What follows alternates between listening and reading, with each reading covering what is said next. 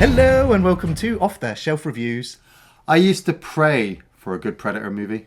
And I'm Gary, and today we're going to review and discuss Prey, which released in 2022 from writers Patrick Aisen and Dan Trachtenberg and directed by Dan Trachtenberg.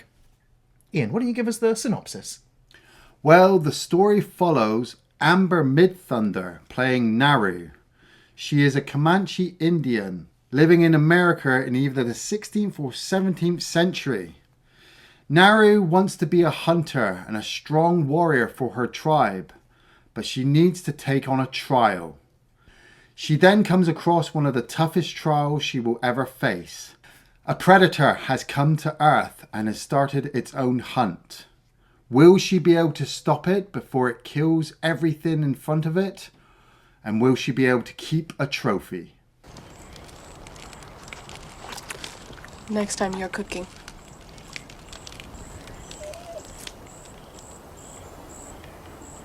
Well, it seems, Ian, like general audiences are now saying that Prey could walk so that alien Romulus could run. I thought alien Romulus ran, stumbled, smashed its face into a fucking wall and fell down 10,000 steps. Well, that's what I thought too. So, well, I guess let's go back now and check out Prey, because I haven't seen this film since it originally released on streaming. Yeah. And that was the real surprise. Like, new Predator film straight to streaming? Yeah, what yeah. happened to this franchise? Oh, wait. We know. I'd rather get face fucked by an aardvark. Yeah, exactly. Yeah. So the studios, I mean, everyone the world over was like, it's done. Like, Predator is done. But apparently, when Predators was in production, or The Predator, whatever bastardization that film was in development, Dan Trachtenberg had already approached the studio about his Prey movie. Yeah. And they were like, no, we're doing this one. Go away. And then after that failed, Dan Trachtenberg was like, well, I still got this Prey movie, and like, you can actually make this on a budget, so even if it does flop, it's not going to hurt you financially that much. So really low budget Predator movie, straight to streaming, did incredibly well. Yes. It even won an Emmy Award, I think, for sound editing. Wow, nice. And subsequently, though, Alien Romulus was also going to go to streaming, but after they saw what happened with Prey, they were like, into theaters, and as we know, Romulus did incredibly well in the theaters, and it just goes to show there is still an audience for good Prey, Predator, and Aliens movies. It's just we don't know whether we're going to get them or not, because we get shit like Alien Earth. Yeah. I mean, writing-wise, the Alien and Predator franchise, even from like the early 90s, has been a bit but I remember reading the Alien vs. Predator book, Prey, which, you know, you had aliens versus predators, and then you had this female character in the middle trying to protect the humans that were on this planet. And I absolutely loved that book. And when they made the first AVP movie, I thought that's where they were going with that female character. But then we had the steroid-induced predators, you know, and silly CGI, and we'll throw in Wayland as well. And so I was like, oh, somebody's got to try and fix this. And then we got into Predators. And, I mean, after Romulus, I look back at Predators. I'm like, you know, you're not too bad. You're fucking not too bad. You know, it's bitch raping time. Walton Goggins. Mate, it's Walton Goggins, is it? Yeah, okay, yeah, Predator's the one with Adrian Brody. It's not bad. Because, it's okay. Yeah, because Walton Goggins is in it. Yeah, that's true. I mean, it's a good cast. Yeah, but Walton Goggins is in it. Yeah. I'm just going to keep saying that, because he's fucking like the shit. Like, and then The Predator dropped, and I don't think we need to go back. Don't ever want to talk about that film again. So I saw Prey coming along. I liked the idea of this Native American Comanche girl. I kind of liked the idea of it going to streaming. Even though I don't have Hulu, I was like, look, if it goes to streaming, it'll be easier for us to kind of pick it up, because once it's out, it'll be out everywhere. I won't have to wait for it to be released here and released there, blah, blah, blah. And so when it dropped and I watched it, I was like, you know what? I kind of enjoyed that. I agree. I also enjoyed it on release, and told everyone, like, it's actually worth a watch. It went back to basics in terms of what the Predator is. It's an alien that's come to our planet, and it's not the Predator in the sense that it's hunting for food, but it's a hunter that's hunting for sport. Yeah. And the thrill of the hunt, and then collecting its trophy so it can go back to its homeworld and be like, look at the shit I've killed on that planet. It's dangerous. Oh, look at me. It is. This movie is like he's taking a holiday. Yeah, well, Well, that's the thing. This film has the parallel where we're now going to be following Naru, who the film painstakingly goes out of its way to tell you that she is girl boss numero uno. Yes. She will get it done. Yeah. She is the best hunter out of all of the people. I mean, there's no other women in her whole tribe that actually want to go hunting. No, the film does emphasize that, doesn't it? It does, a little bit too much. But at the same time, we also have a predator that, as far as we can tell, it's also his first hunt on Earth because Yeah. he goes around figuring out the food chain. Yes. And it's in, I do like the shots where we see like the insect getting eaten by the mouse. Yes. And the mouse getting eaten by the snake. And then Yeah. the predator kills the snake like, I just killed the creature that's at the top of the food chain. Yes. But then later on it will find that there's a hare, they're being chased by a wolf, and the wolf will attack. And Yeah. then it has a fight with the wolf. And it's like, I've taken that as a trophy. I've taken the top of the food chain on Earth. Yes. And then it really starts to notice humans. And it's like, Yeah. no, these actually might be. So it's a fresh predator, and we have, I guess, an inexperienced hunter warrior. Yeah. Who is going against the grain or the tide of the way things are. I mean, she literally is walking in the opposite direction of all the females in the camp at one point. She is. To visually show this. Now, I this film came out at the like peak hating wokeness or peak loving wokeness. Like, I don't know. There was like a whole thing going on at some point. Yeah, the whole debate thing is it actually angers me and frustrates me because I think most people in that conversation don't even know what they're talking about, and the meaning of the word has lost all relevance to me. But the word still serves a purpose. Like fuck. Yeah.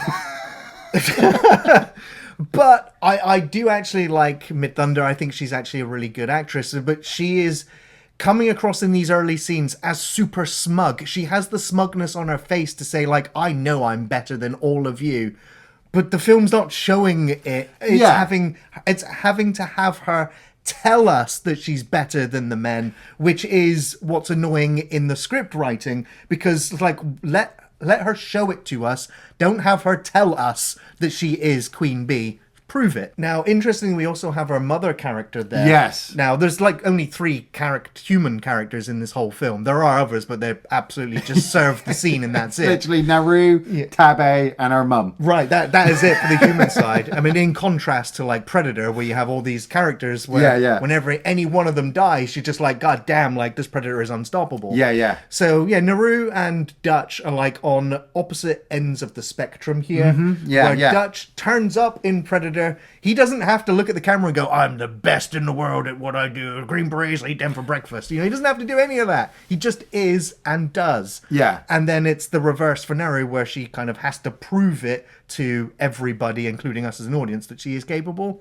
And yeah, I guess like for me, Predator and Prey, they kind of like cross paths in terms of their characterization. Oh, yeah, totally, yeah. Where Dutch ends up being renegated back to using primitive weaponry. Yeah. Whereas now we're here with the Comanche in the 18th century with only primitive weaponry. So you're like, that's actually a good setup because, like, how is the Predator going to fight these? Yeah.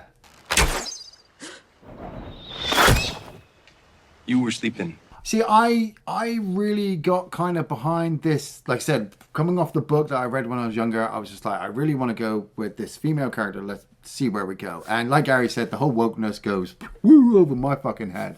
But I kind of understand where people might get annoyed because they're like, oh, well, you're trying to make this character seem so strong and tough. And how When is she she's supposed to 5 fight foot this nothing alien? and 100 pounds. Yeah, no. But at the same time, it's because I've watched this film 3 times since it's come out, and I've watched it twice in the Comanche version that is released on Disney, where they have overdubbed the English speaking with Native American language. I really, even though it seems a little bit weird because obviously the film was filmed in English and then you've got the dubbing on top, you can see it just being just kind of off. But I love being kind of lulled in right at the start where we see the beautiful cinematography, the background of the land, the mountains, the rivers, the way that Naru wakes up, and immediately she has that look on her face of, oh, fuck, again? Gotta get up again, and I've got to go do the gathering. Because in these tribes, in these, you know, Native American kind of gatherings, that's what they majorly did. The women went out and gathered. Although it has been historically proven that the women of these tribes were also fight. fully capable warriors, and in rare instances also led raids. So then I don't like I said, I don't fully fall behind the idea that Naru is at that stage. They don't.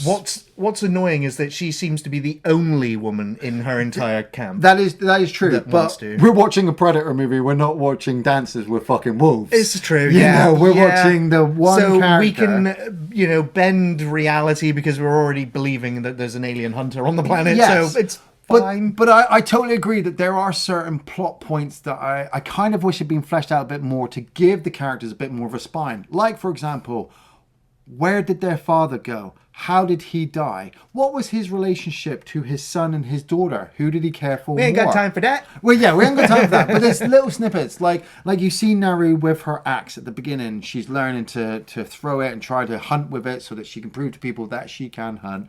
And then it's her mum who comes up with the line, which is like, "Oh, your father gave you that, to For use." picking, for foraging. For foraging and stuff like that, but Naru's the one who use it, and that I'm like, oh man, I kind of wish I get a bit more, but I'm such a fan of the pacing and the length of this film that actually I just go, yeah, fuck that shit. I don't need to follow. I need to follow Amber Midthunder, who, I'm not gonna lie, very pretty. She is a natural beauty. That the makeup she puts across her eye, the way she kind of stands there, she just kind of stands out, and I'm like, yeah, okay, where's the Predator coming along? And then you see I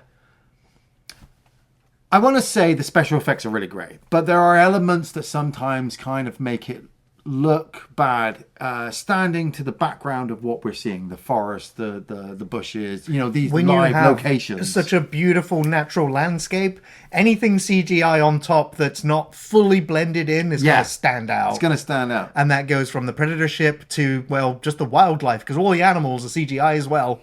But I love that bit where she kind of sees like thunder or lights come down through the clouds, and then later on we'll see the ship kind of just close its door and fly off, and this Predator is standing and looking at this giant plateau vista kind of background. Its new hunting ground. Yes. Great setup. Yeah. And Naru's just like, I saw a vision. It's the Thunderbird of some kind. It must mean I should be going on this hunt tomorrow so I can get blooded and prove myself. Yeah. And I actually do like the relationship she has with her brother, like one of the only other, characterized people in this film, where he is reluctant to bring her. The rest of his hunting party are adamant that she shouldn't be going with them. Yeah. But I do like that he's like, actually, she knows medicine better than all of you lot. So if an injury occurs, best to have her with us. So I like that he's sticking up for her and looking out for her as well. Yeah. Like there's a moment where a mountain lion attacks the village after Naru is coming back from foraging, and so she goes out to help her brother, and he says to his group, he's like, yep, she can help us because if whoever's been captured is injured, she can help stabilize them. And it's at this point as well that we see like the Predator's not really watching them, but he is stood nearby, and the snake goes to attack him and he kills it, and then he skins it. And so then later on, when they've rescued the boy and Naru's given him some medicine and they're planning on taking him back to the village, she's a good tracker. She's learned, she's doing all these things, and she sees the skin snake ripped in two, its head missing, and then this fucking great big footprint. Oh, it must be a bear. It kind of does look like a bear. It does, yeah. Yeah. But I'm like, part of me is like, no, that's a motherfucking giant 7-foot fucking Predator. Yeah. Well, it's another nitpick here is that, of course, who's the one who finds the tracks? Who's the one who sees the blood? It's Naru. It's like, these guys went out to hunt. Can any of them do any tracking at all? Or do we just need as many instances as possible to just prop Naru up? Well, the guy with it's starting to feel contrived and forced. Yeah. And it doesn't feel as natural as the first few instances of it. But like you said, like the red-haired guy, I was just calling him Rufio. Rufio! Rufio!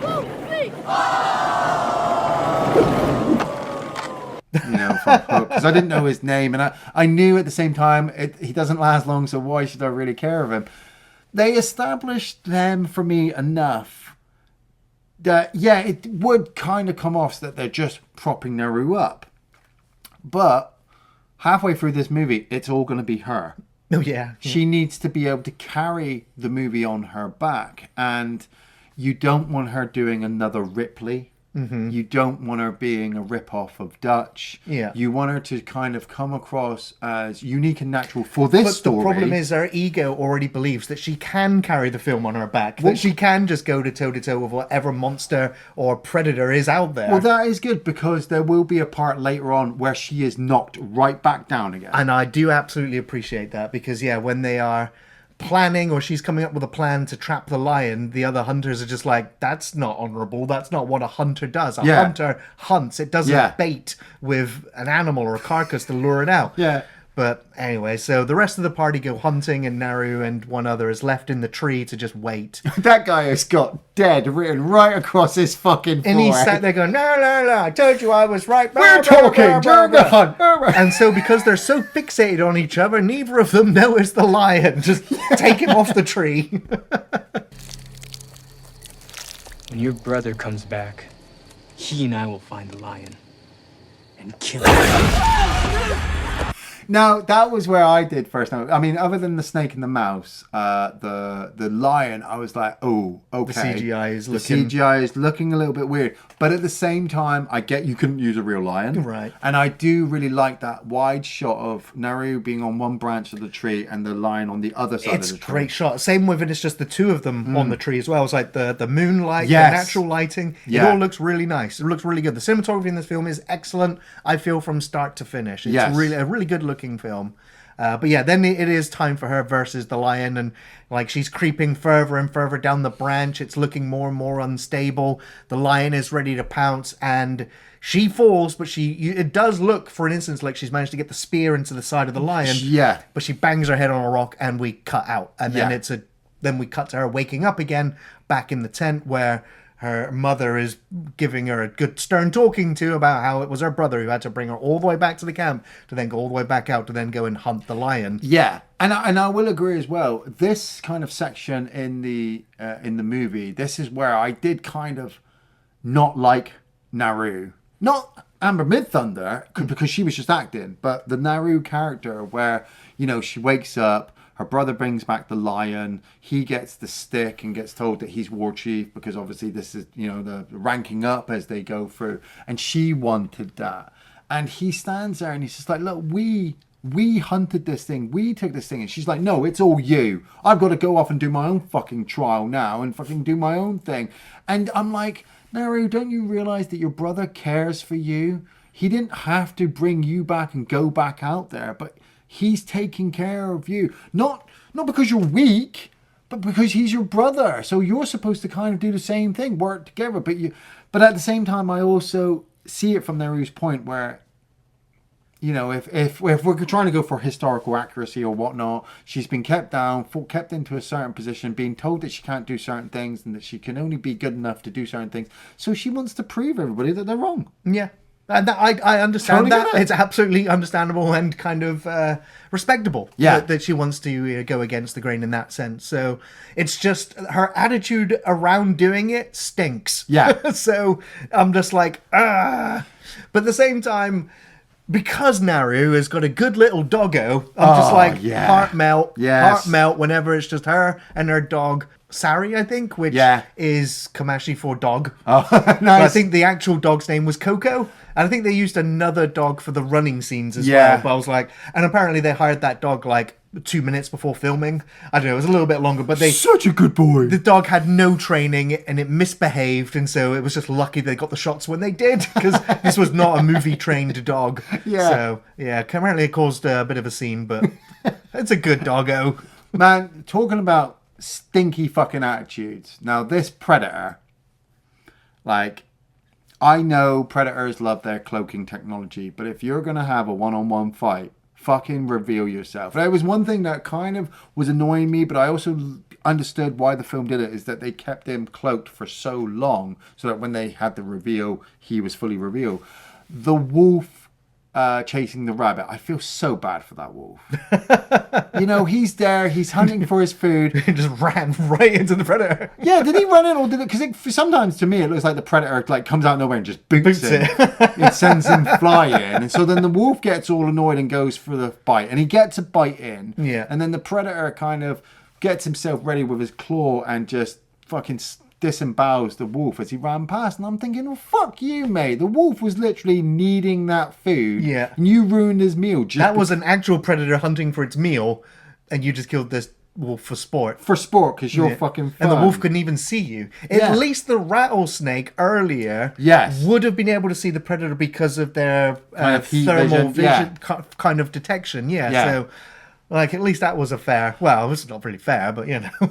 I mean, I liked how they introduced as well, like, you know, he goes into the cave and he puts the wolf skull down and he pours, like, some chemical on it and it kind of eats all the skin off. Comes off as a pure skull. And then, as he's there, he hears, you know, was it sorry, the dog running around working with Naru, because Naru now wants to try to find what was making the tracks. That's right, because earlier in the film, she hears an explosion or there's a big light way in the distance.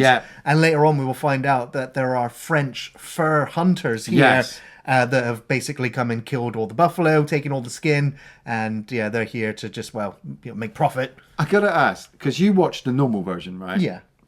And when it came to the French people, did they just speak French? Yes, yeah. Right, good. Because like I said, I watched the Comanche version. And I love the Comanche version because it just feels really natural. When they meet the French people and the French people just speak French and the subtitles are all in French, I sit there going, oh. But the thing is, it works for Naru. You don't actually need to understand a word the French are saying because the film language tells you everything you need to know, because they are all a bunch of white men and they are all filthy with crooked, broken teeth. They look battered and bruised and they look like they've been dragged through the mud for months, which, to be fair, they probably have been. But it is then a direct contrast when you then look at the Comanche that are all pristinely clean. It looks like brand new wardrobe. And I'm like, this is the film's way of going, these are the good guys and these are the bad guys. And of course the bad guys, they end up capturing Naru and her brother and her dog and end up wanting to use them as bait. But I'm jumping ahead. I was going to say, let's not jump too much ahead, because we get to one of the coolest fucking moments in the movie, because Naru has been going out on her own. You know, she's hunting rabbits. She's added a rope or string thing to her axe so that when she throws it, she can pull it back. And you're like, well, that's going to pay off in the future. I have issues. Really? Yeah, I do. Now, tomahawks weren't usually used for that kind of attack. They were usually used, especially stone head axes, are not going to be that strong. It's not going to be until the Spanish arrive with the horses and the British arrive and they start trading steel axe heads, and then they do so. And on top of that, man, the way she just goes, and she just gently taps it, and then it goes whoosh, straight back into her hand. But it looks fucking cool, doesn't it? I was going to say, this is the same movie involving a 7-foot laser fucking harpoon firing alien creature, and your problem is that her axe shouldn't do that.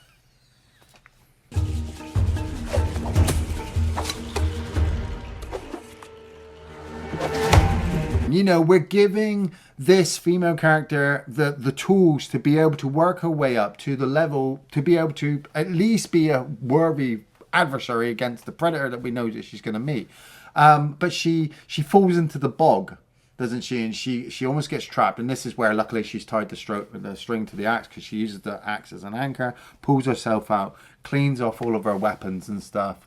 And then she comes across the bear. Well, you also think that when she's got out of the mud and she's covered in it, she's going to see the predator and it's not going to see her. But film goes, nah.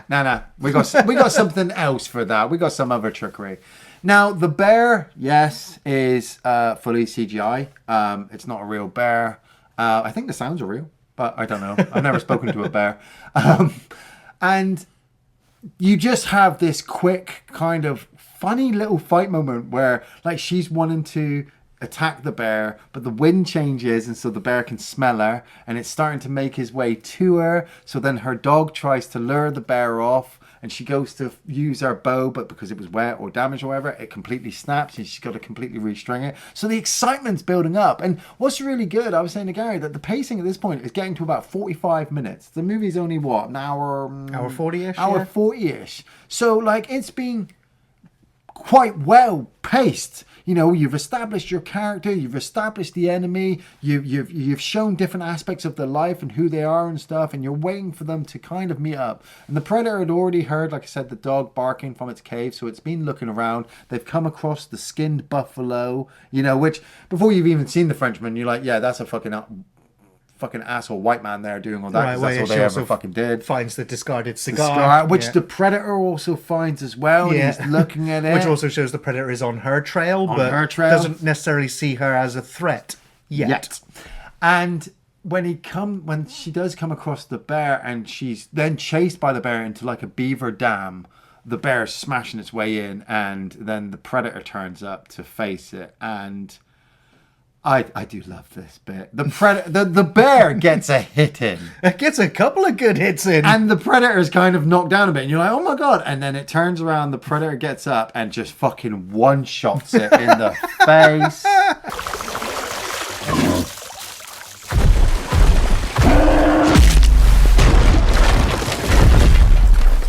I feel bad for that. But even though it's a CGI bear, I'm like, man, that bear won't do that bear's nothing. out cold. He's out cold. And then it's lifted, bench pressed up into the air. Yeah. Blood pouring down. Gutted open. Revealing the predator underneath. I was like, man, that is damn cool. It's fucking cool as The fuck. only thing is it's all CGI, all of it. And it's like, oh man, if only they could have done part of that for real, it would have been really cool. But it's still impressive. It's difficult. And I've got to just give it to Dan Trachtenberg for what he's doing, because up to this point, up to Prey, what had he done?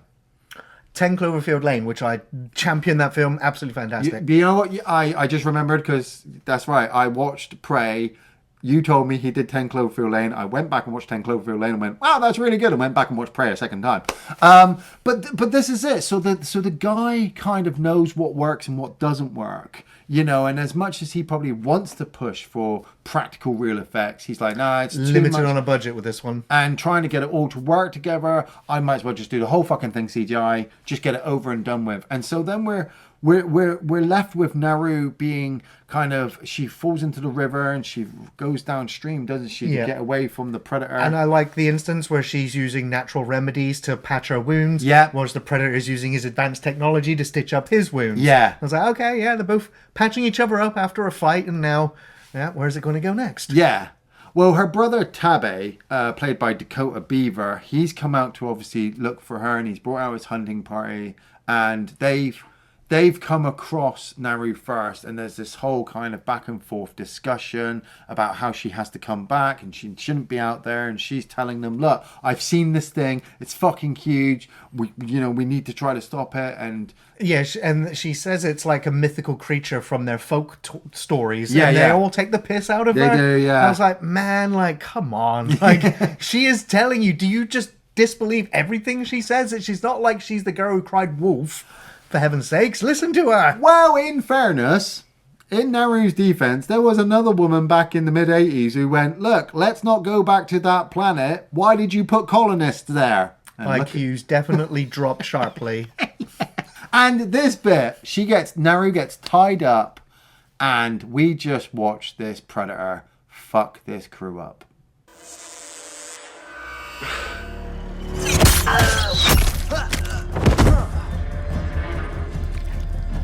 Like, it was brilliant. It was violent. It was, it was brutal. I wasn't expecting the film to actually go there with the gore. I thought this was going to be really tame and kind of PG-esque. But they actually do show some arms being severed and spines being ripped out and trophies being claimed. I was like, I'm enjoying this. I mean, it was after he died that I felt bad for Rufio.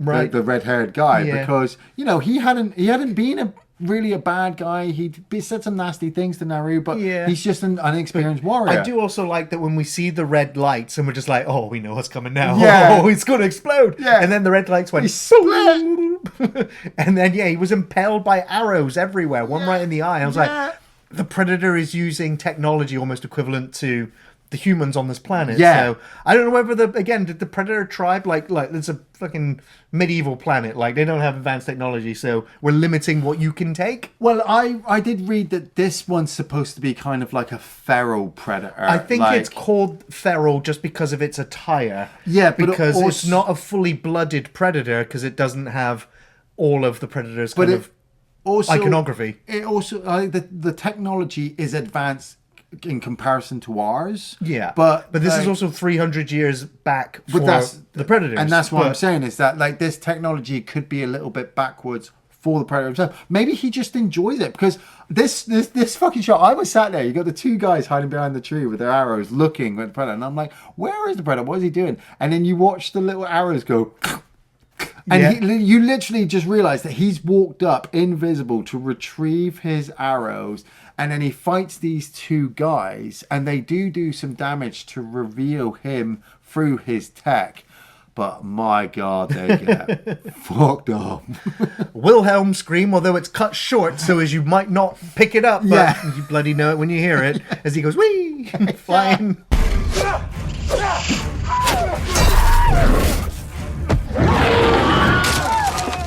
The guy gets his arm severed and then cut down. It's brutal. Yeah. Like, wow. I appreciate the Predator being ruthless, barbaric, sadistic, and nasty, and just killing his prey effortlessly. And it's like, damn, you don't stand a chance. No one on Earth physically stands a chance against the Predator. And so just like all the other movies we know, it's going to be your cunning and your wits and your ingenuity. And you're going to have to outsmart it. So after the Predator has absolutely decimated those, Naru ends up running back through the woods. Yeah. And she ends up caught in a trap. A foot trap. Yeah. Well, I guess one of the Frenchman's traps. And I do like that the Predator, still cloaked, picks up the chain and it's like, you've already been captured, you're not my prey. And it just walks off and leaves her. And then the French come and get her. Yeah. And like I said, we're watching especially for the Comanche version where they're speaking French, they're just establishing that obviously it's like she can't understand them, they can't understand her, and you get one guy who can actually speak Comanche, and I thought this is quite a cool little Easter egg. Nah, for me this is, remember the gun from Predator 2? Hey, don't you diss Predator 2. I'm not, but this is this film going, remember? Yeah, I am remembering. Remember. Thank you. Yeah, thank you. Because for so many times people go, oh, Predator 2. Do you remember in Predators where that girl who shouldn't know anything about Arnie's fucking special mission into the fucking woods knew about Arnie's fucking special mission but didn't know anything about fucking Danny Glover fighting one in fucking Los Angeles? Yeah, I want to fucking remember as much of Predator 1 and Predator 2 as much as I can, so give me it fucking all. Establish it really well. Give us some fucking history. Good on you, Dan Trachtenberg, for turning around to other people and saying, yeah, this is... Like, it's not too much of a nod. This is why I was so pissed off against Romulus, is that Romulus had nod after nod after nod. It was like that fucking duck. Back and forth, fucking doing those things. In this... I will say, when Tabe goes, if it bleeds, we can kill it. I don't know that this thing can be killed. If it bleeds, we can kill it. But at least he didn't turn to the Predator at any point and go, oh, get away from her, you bitch. Or call it one ugly motherfucker. Or one ugly motherfucker as well, yeah. Like, it's the most logistical thing that you'll ever say. Oh, this creature that's so fucking tough, it's bleeding. Well, if it bleeds, it can die. You know, but the establishment of the Frenchman, Tabe being there, Naru being there, them being strung out and being used as bait to lure this creature in. And then I don't know what the director was really thinking or planning for this sequence. But was he even thinking at all? Was he even thinking at all? But I have to say, from the moment where the brother and sister are tied up on the tree, and those guys are on the horses. Yeah. And the Predator comes along and fucks them up for like what seems to be fucking 15 minutes. Yeah, apparently this was like one of the longest shoots of the entire production because the Predator just doesn't hold back. Like there's the scene with the guys with the telescopes looking out, you know, and the guys on the back just all fall off their horses. Blumph. He turns around and says, "Oh shit." Oh shit! Yeah. In French, of course. Pardon my French. And the entire bloody settlement is just the Predator's just throwing people around. Fucks them up. But the thing, the Predator is also occasionally taking a few licks in itself. So Yeah. you're constantly seeing the green blood and it's dripping and it's injured. Because but- he gets shot on his tech, which stops him from cloaking. Yeah, that's right. Yeah. And when he is eventually completely feeling outnumbered, the Predator just drops his wrist gauntlet thing and does a runner. Yeah, like... And the rest of them are just like, what's that? Yeah. We don't really get to see what happens. It cuts to a wide shot as we just see a few trees fall over. Yeah, but whatever those disky things were as they flew out, I'm pretty sure those 3 men are not in one piece anymore. They're missing some limbs, and we do catch up with a few of them that are missing legs. Yeah. Now, when rewatching the film, I was just like, why all of a sudden are they in the Badlands? Like, all the trees are dead. There's the smoke everywhere. Yeah, like, what ash happened? in the air as well. I'm like, yeah, what the fucking... Is there fire? Now, I can only put this down to something that's not actually in the script, but just making a logic jump. Okay, yeah. Is that the Predator in the jungle was using the trees to get around. Yes. In all the video games, the Predators are jumping from tree to tree to tree. Yeah. We already know with the explosion heard earlier in the film that I think that the French have encountered the Predator whilst she is dealing with the lion. And yes, that is yes. why when she's at the camp, the Frenchmen that can They translate know, are yeah. asking her, what do you know about this thing? Yeah. Because we're hunting it too, because, well, they're hunters, right? And so will the ashes from a previous battle. I think that the French deliberately burned all the trees in this area So that it could've- so there's no predator in any of Yes. the trees. So flat, even ground. So I was like, the film doesn't say any of that, but the image is there. But you still No, sat I there like going, that idea. why is it burnt in wasteland now? I is like it, that or there, is yeah. just to show French, fur trappers very, very bad? Well, it could be because you don't linger too long in that location. No. You do then go back into the camp and then back out into the woods and all that kind of stuff. So,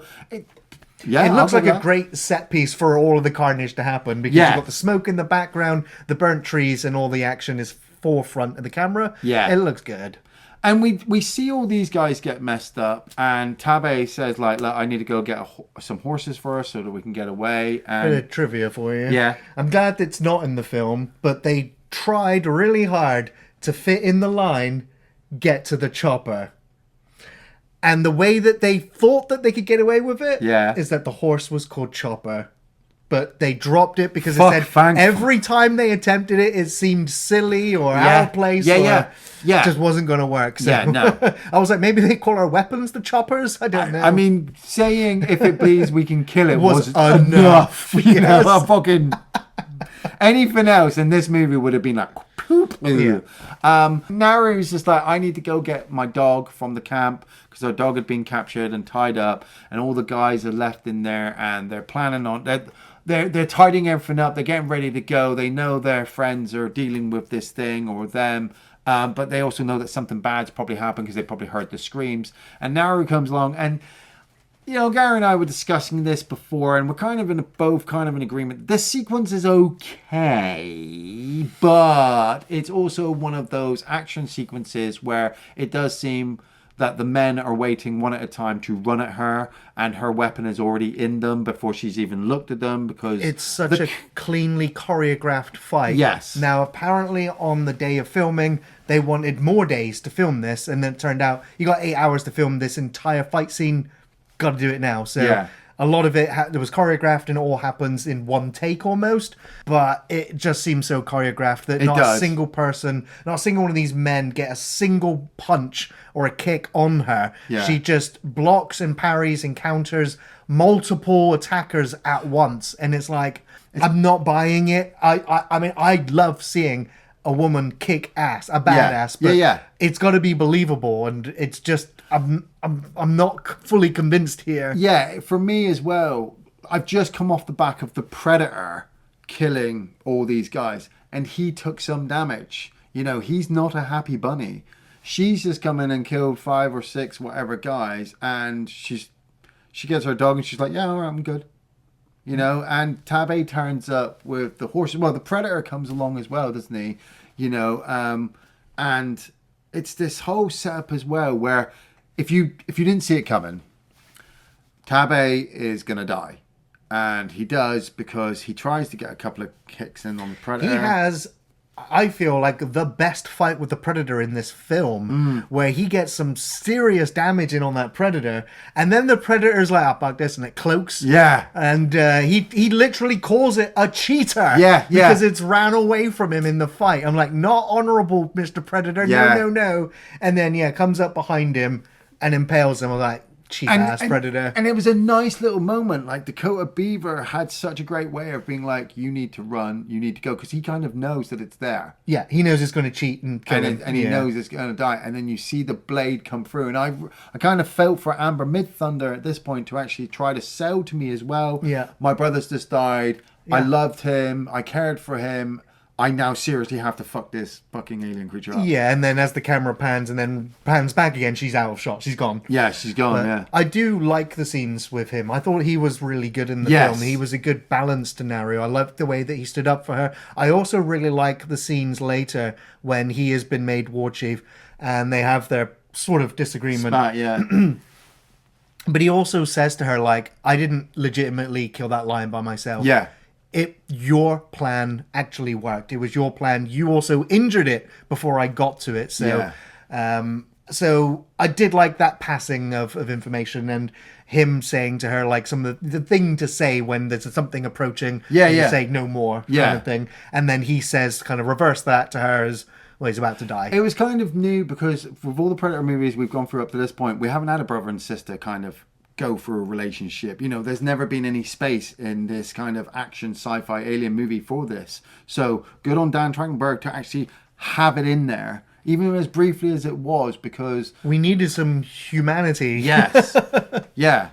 So now Naru realizes that she's got to try to kind of bait the Predator in again, set a trap, and she comes across the big fat Frenchman that she'd seen earlier, and she takes him out, and she chops off his leg, and she fucking leaves his weapon there.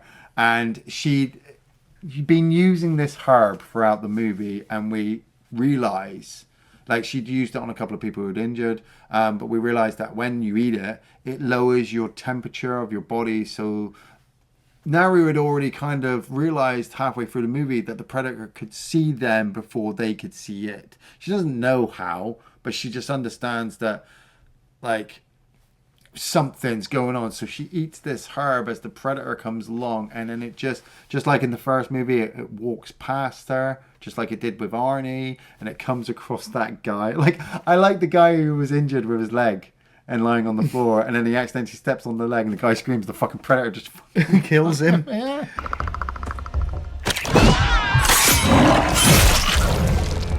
Now, I got huge problems with this magic herb that can lower your body temperature to the point of death. Horticultural guy over here, yeah.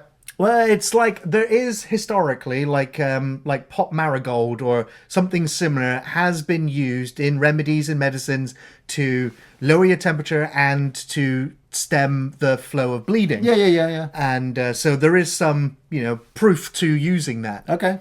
But if you are dropping your body temperature to the point where you're not picking up any thermal from it at all, you're fucking dead. You're dead. You're a dead person. You cannot drop that low before you get hypothermia and die. Now, Naru also goes, you know what? I've got a fucking degree in 21st century science that I understand how thermal technology works. I'm like, how the fuck do you understand any technology? Well, how do you know? She doesn't really, because that guy was playing dead. Yeah. As far as she could understand, he was playing dead. Playing dead. Her to make the logic jump that he was using thermal vision to spot them, Well, and that her temperature was dropped so low, it would mean that the Predator's thermal detection has been nerfed instead of the magic medicine that can make you invisible to it. So it's a bad on either side of what it does. And I totally agree with you, but the movie would be pretty fucking shit if she had no fucking No, Dane to it ruins this whole last bit for me where she's like, I'm now going to take this thing. If you take that, the side effects are dizziness, drowsiness, freezing, shivers, slurred language. You cannot tell me you're going to fight a Predator after dropping your body temperature to the point where you give no thermal signature. Bro, we're, like I said, sci-fi action movie. Yeah, I know, but that is like that should be hardwired into all of us to understand.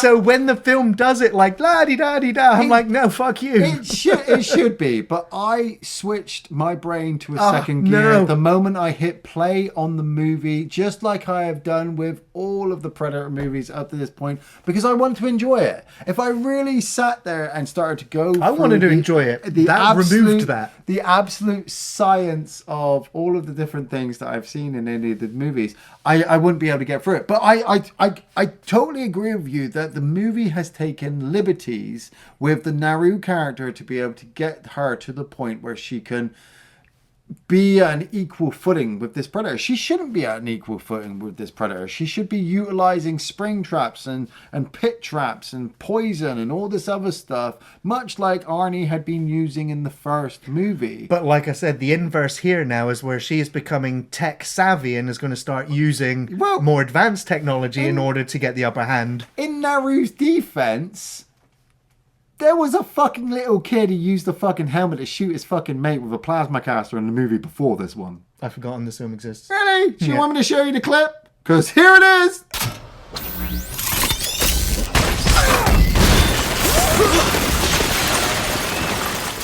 So, like I said, I fucking switched that shit off, you know? But at the same time, I'm well experienced that with a lot of movies, when they put something in, and you linger on it for longer than 5 fucking minutes, there's a whole chance you're going to come back to it. And so we come back to the bog. Naru has managed to not only distract the Predator, but shoot him in the back of the head with the gun that we would see at the end of Predator 2, taken from the guy that she was trying to help earlier on in the movie. And the Predator drops its mask. She kind of understands that the Predator mask has these magical little red dotty things that help the spiky things fucking home around. So she's come up with this whole complete plan. And I still, even after watching it like 3 movies, I still don't really understand how this ending works. But it looks cool. Because she puts the mask in the middle of the bog. And the plan is to trap the Predator in the bog. And in her mind, because the Predator likes to cheat, if she can leave herself in a position that she's still in front of the Predator, it's going to pull out its harpoon gun and shoot her. But without knowing that the mask is there, when the lasers activate, like I said, when it pulls because she lures it into the bog, it traps itself in the bog, it pulls out the gun and it targets her, which activates the laser in the mask. That seems like a little bit of a technological fucking flaw there, that every time you're going to fucking use that, you have to turn on your fucking laser. Yeah. But he fires and he misses. But because the lasers are targeting onto him, target. The home kind of flows, the dart homes in, flying around all the way. The Predator watches it going, oh, where's that going? and the lasers target straight onto him, and the Predator goes, oh, that looks familiar. And the spike goes whoomp, right into its fucking head.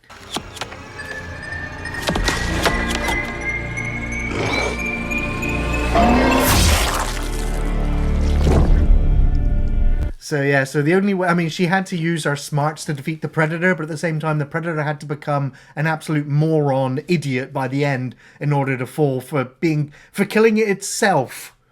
Remember that one and the other one where it kidnapped the kid? Yeah, I think the Predators were fucking morons. I don't know. Don't know what we're talking about.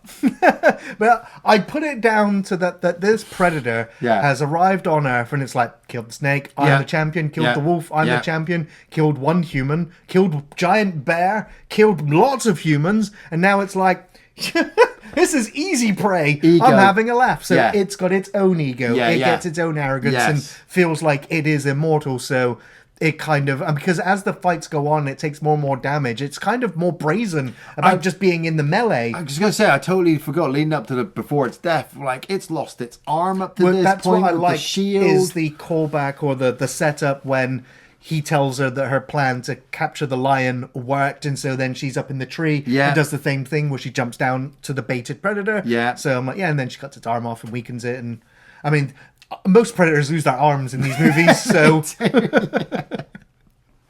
And so, she has defeated the Predator. And then, this is the next bit that absolutely really irritates me so much, is that Naru then just takes the Predator head and swaggers into her camp, Yeah. throws the head on the ground, throws the relic gun into her chief's hands, and she's like, yeah, I'm war chief now. Look what I just killed. I told you. We need to move. And everybody realizes that Naru was right all along. She was the best hunter, and we just didn't listen to her. Well, it's true. I mean, she killed a fucking predator, man. That's true, yeah. Like, yeah. I've never killed a predator. But the arrogance on it, like the swagger on it, the self-entitlement afterwards about it. Whereas Dutch in the original film is traumatized and beaten and broken. Same with Danny Glover. Same with Danny Glover. Yeah. She's standing there like, yeah, I've just lost my brother. Yeah, I've just lost half my hunting party. But I'm war chief now, so I got what I want. And that is the vibe and feeling I get from her posture at the end. And I'm like, it shouldn't be that. Now I get that her arc is that she's grown to become this hunter. But she already said she was at the beginning of the film. So she's ended where she said she was.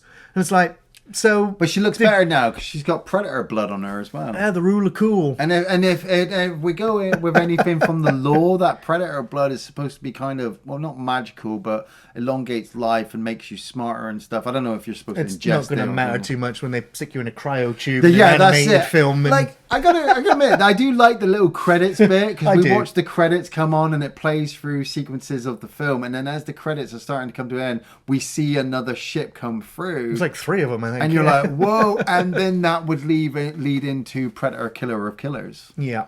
Yeah. Fucking yeah. Ian, what were your favourite scenes? Man, I gotta admit, most of those fucking sequences with the animals, I know what you say about the CGI, and they do look a bit dodgy in places, but just the establishment of us having that predator there, you know, killing the snake, killing the wolf, killing the bear, then watching them get into the group fight with all those people. Like, I could have easily just watched a whole hour-and-a-half movie of just the predator coming down to North America fucking 17th century and just fucking shit up. I didn't have to have Naru there. But I also like her as well. I like the establishment of the tribe and her building herself up. And I know it does kind of get a bit squiffy all over the place of how hard she is and how good of a hunter she is. But I did read somewhere that they did actually have an expert on set talking to them. You know, there was one point, I think, where they weren't going to have horses in. Mm-hmm. And the expert was like, you need horses. Comanche always had horses. They used horses. That's what the expert had, and that's why they brought the horses at this point in time, they wouldn't have had them. Or they wouldn't have been as prevalent. I'm not arguing with it. I'm going with the notes that I read and what they established, and they had horses in the film. So it's like, yes, it does feel unbelievable how these people look so clean and tidy and are doing certain things. But you're establishing these people in this world along with this completely unbelievable 7-foot invisible laser firing fucking alien creature. So I don't give a fuck if the axe isn't going to do that fucking axe thing. I don't give a shit about that. I just watched this predator disembowel a fucking bear. Okay? You know? All of the predator sequences, yeah, awesome. And yeah, Naru, Amber Midthunder. Yeah. I'm going to go with all the scenes with Naru's brother.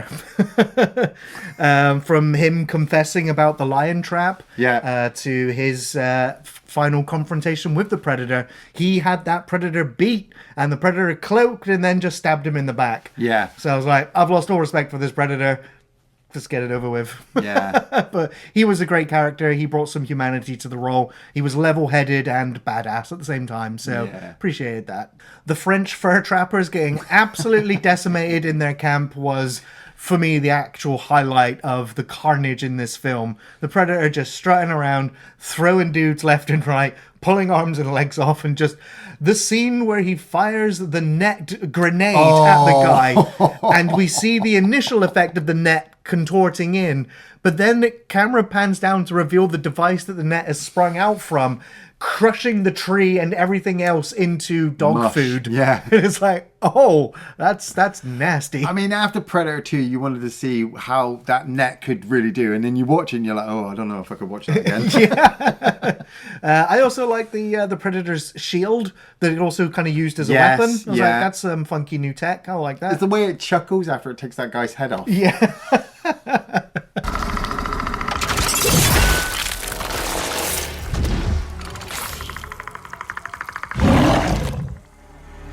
I guess I really did like the CGI being wonky aside. I did like showing the food chain. So watching one animal attack the other, and move up the food chain. Yeah. I was like, that's a nice way of like metaphoring, I guess, the entire film. So I like that as well, where the ant crawled on the predator. Yeah, and then the mouse bites it off. Yeah. So that was a good moment. And then I guess Coco the dog. Oh, yeah. He was best boy. Best boy. The bestest boy. Ian, do you recommend Prey? I do totally recommend Prey. This from a personal perspective. Like, after Predator 1 and Predator 2, I really just, I was worried they were never going to make a good Predator movie. I like Predators and I can watch The Predator, but sometimes, like you said, writers and script and producers and studios, they take liberties, they take the piss.